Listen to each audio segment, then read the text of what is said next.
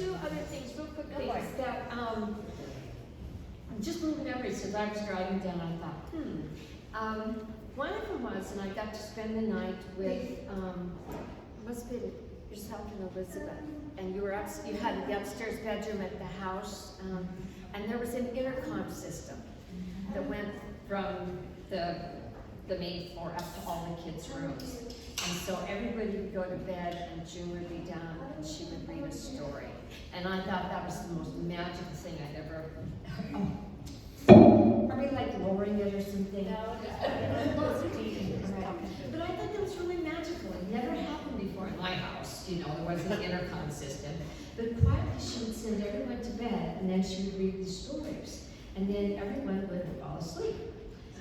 You must have been young and doing it. Yeah. But I remember that. Yeah, sorry, John, you missed out. The other part about the wedding, that when they were married in South Africa, right? South Africa. England, okay. And she had a beautiful wedding dress. And they lived in Meadow Falls, and then Orville got elected to Congress, and they were moving over there. And your mother left her wedding dress with my mother. And so there was a big closet up in the upstairs of our house on Lee Street. And I used to walk in and just sit in this closet and look at this like princess dress. And finally I asked my mother, why do we have the dress? And she said, because it's bad luck to take your wedding dress with you. And so the wedding dress stayed in our house for years. And so I would go and I'd sit in this closet and I'd look at this princess dress and all that stuff.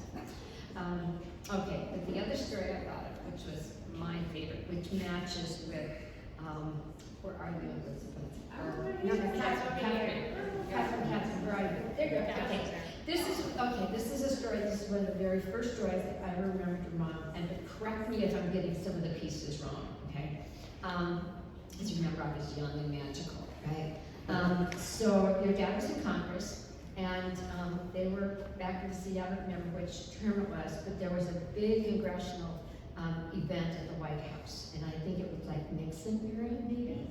Okay, so she's being very posh, she's being very achieving. She wants to just set a great example. And she had a plate with her, and on that plate there was a shrimp as part of her dish, at her meal, and she dropped the shrimp.